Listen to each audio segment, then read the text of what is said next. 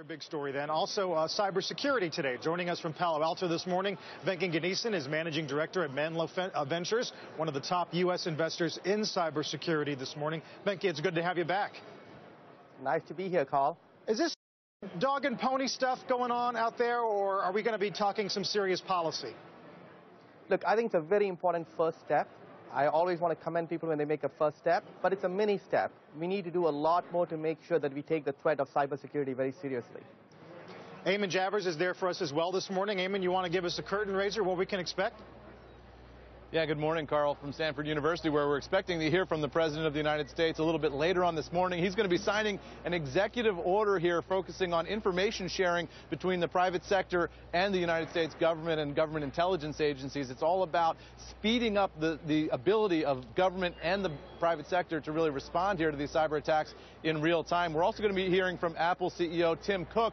A whole range of other CEOs and top executives are going to be here. They're expecting about 1,000 people, but a couple of big names not here, Carl, and that's raising some eyebrows. The CEOs of Google, Yahoo, Facebook, all are not here. They've sent lower-level cybersecurity experts to this White House cybersecurity summit, and that is getting some attention here as people look at that as a little bit of a snub to the White House based on some of the NSA spying scandal fallout. There's still some tension here, Carl, between the Silicon Valley community and the White House and the federal government. So that's all being worked out today, and White House people told me last night they think it's going to just take some time for some of that healing to take place, and they're committed to coming here again and again in order to make that happen. You know, I'm curious, Eamon, actually to pick up on that and ask Venky. Venky, what to you would be the most positive outcome from the summit today and the most negative one, in your view? So the most positive well, what's interesting is so much of the summit... Sorry, Venky, go ahead. I was just going to say the most positive thing is that we're doing something. The negative outcome is that we're not doing enough. Well, that's a pretty simple way to put it, but do you know what I'm trying to say here? I mean, what are we actually trying to see accomplished as a result of the summit when so much is focused on who's in the room and who's not? And when you read through issues that range from preventing a cyber 9/11 to things that seem much smaller and more focused. I think the most important thing you're trying to do is to make sure that we have a framework to share information and that we do it in a way that companies can do it without liability. Because what we first need to do is to recognize the importance of this threat and then make sure we can get this information out so that people can really prepare. We are still not spending the right amount of time and resources and money on the cybersecurity problem. It's much bigger than people think.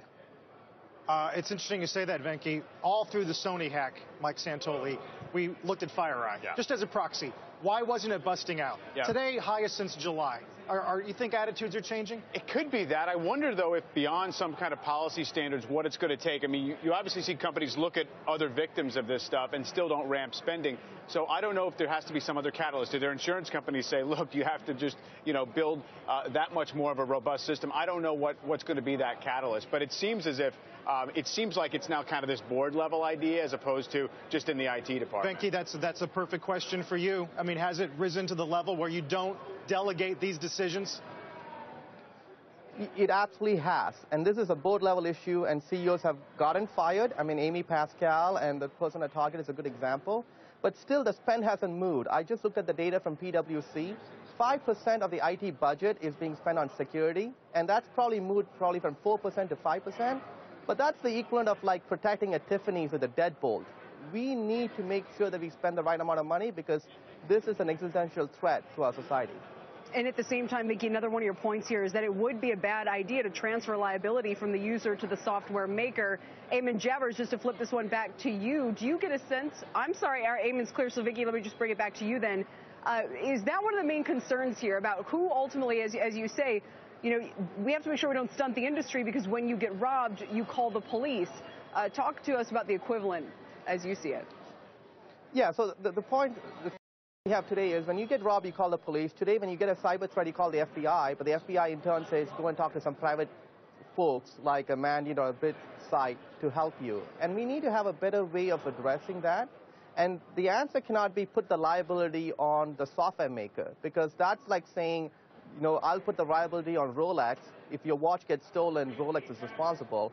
That doesn't help us. So, Venky, is this going to be the domain of the big players who are already well capitalized, like the names we've mentioned already, or is there still room for startups here to move in? plenty of room. I mean, there's a lot of innovation waiting to happen. There are some great companies like Palo Alto Networks and FireEye that are leading the way, but I think a lot of the really interesting things are still happening at the startup stage. We have companies like vArmor, BitSight, BubbleWrap that are making some big innovations in security. Does it matter what sector they target? I mean, if I have a security firm, if my clientele is retail, am I more valuable than if my clients were banks or healthcare? No, this is really interesting. When all the retail things were going on last year, one of our companies, BitSight, actually showed that healthcare companies were actually the one most at risk. And now you see the Anthem hack. And my feeling is this is across verticals. I got to tell you that more than retail, I worry about healthcare and utilities, where the exposure to society is much higher. Venky, this also brings up an issue with the LifeLock company that Grants Observer drew its readership to this past week. It says, look, it's one thing that LifeLock does is in other words, the question is who's watching this entity if they're the ones who have all of your personal data, trying, of course, to help you keep it protected, but ultimately needing to make sure that that data is protected in their systems as well. Who's going to be the entity, or how much should we trust that these companies are doing all they can, whether it's our health records, whether it's our social security numbers, et cetera, to not be vulnerable to a hack? Yeah, that's why we need a good standard, and some way, like Moody's does credit ratings, we need to have a security rating so that we can really understand how secure is LifeLock or how secure is some of the other places in which your information is being stored. That's an interesting idea. Yeah. I can't decide if I'd want to be a CTO right now or if it's a good time. Venky, I guess you'd probably say it's a good time. It is a good time. It's an important issue for us to solve. I consider this one of the most existential issues of our times. And wasn't it Doug McMillon, Carl, of Walmart, who said the only blank check he writes is for security these days? I think a lot of banks probably say the same thing. Yeah, it's probably a good thing to be a CTO, because anytime your position is really on the CEO's radar and the board, you get resources, you get priority treatment. Not a lot of pushing on closed doors in that meeting. Venky, you're going to stick around. We appreciate that. Speaking of the White House, senior advisor Jarrett will be on Closing Bell this afternoon with one Kelly Evans. Talking cybersecurity begins around 4:40 Eastern Time. Next up, in China, companies usually hand out red envelopes of cash, as you may know, to workers on the event of the Lunar Year holiday, which is on Wednesday. This year, Alibaba's executive chairman Jack Ma told his employees don't expect anything. He explained why on a blog, saying in the past year, Alibaba Group has not had exceptional results and has not had any special surprises.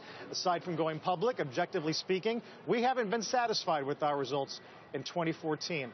Coming on a week where Elon Musk, Mike, said that they're going to be the best, if not already.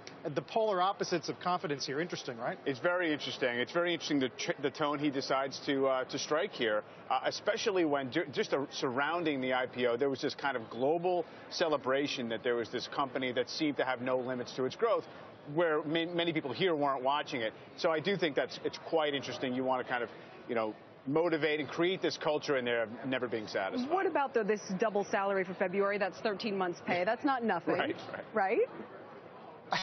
Yes, I agree. That's something. I mean, to some extent, this is a company that is still looking to figure out how not to be profligate, how not to attract the wrong kind of attention, how not to get put in the same category. Look at the gap between the performance of Alibaba and Apple since Alibaba went public.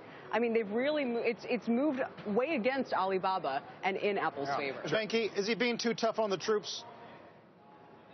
It's being a little tough. I mean, they've had a good year, but I know what Jack is trying to say. He's basically saying not good enough. And as a shareholder of Alibaba, you like that message. Do you? I mean, I wonder. I mean, a lot of other Chinese names. Baidu this week had a horrible week. I mean, but Ma has always said shareholders don't come first, right? That's right. The line. Shareholders don't come first. Look at where they priced the deal. We can't sort of anchor ourselves on the highs it reached right out of the gate. It was not really Alibaba's fundamental doing, and they didn't have to work in the next several months to justify that price paid on day one. I'm just thinking as well, too, about many of the issues that have been raised since the IPO. I mean, when you're talking about the quality of products sold, the extent to which the Chinese government is involved, they're just under so much scrutiny right now on so many fronts that perhaps we're just nitpicking on this one. Venky, I'll leave it at this. I remember the day of the IPO, John Fort said here that Jack Ma needs a lot more Jack Ma's in China because there's so much scrutiny and attention to him. I imagine you'd probably agree, Venky, right? Yeah, there is a lot of scrutiny, but look, he has done an incredible job building the company to where it is today, and ultimately, you know, the stock market is kind of like a voting mission in the short run and a weighing mission in the long run, and eventually the results will speak for itself. Venky, always good to talk to you. Thank you so much. Great to be here, Carl. We'll see what happens out west today. Venky Ganesan joining us talking cybersecurity and a lot more.